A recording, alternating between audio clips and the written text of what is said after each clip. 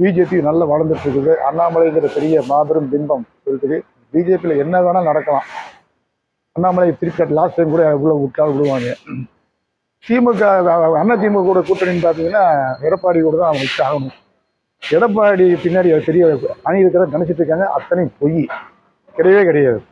எடப்பாடி விருப்பமில்லாத அதிமுக அதிகமாக இருக்கிறான்.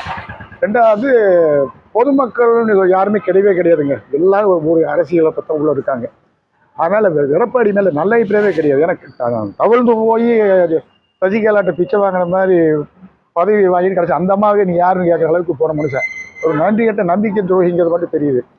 அவர் ஆட்சியில் பெருசாக சாதிச்ச மாதிரி பெரிய மேடை பேச்சு அவர் பெரிய இதெல்லாம் கிடையாது. சும்மா வாழ்வான்னு கட்டுறாள் ஒழிய வரவும் கிடையாது. இதே செங்கோட்டையன் வந்தாருன்னு கண்டிப்பாக டெஃபினட்டாக ஒரு வாய்ப்பு இருக்குது. செங்கோட்டையன் வரும்போது சசிகலா மேலே உள்ளே வந்துடுவாங்க. அந்த பழைய அதிமுகங்கிற ஓட்டு இருக்குது. பாமரர்களுடைய ஓட்டு கையில் ரெட்டையில குத்தினவங்கெல்லாம் இருக்கலாம். அவங்க ஓட்டு கண்டிப்பாக அதிமுக தான் விழுகும். இந்த அதிமுக ஓட்டு செதறி கிடக்குது. அந்த செதறின ஓட்டு ஒன்றா சேர்ந்தாங்கன்னா விஜய் உள்ளே விட மாட்டாங்க.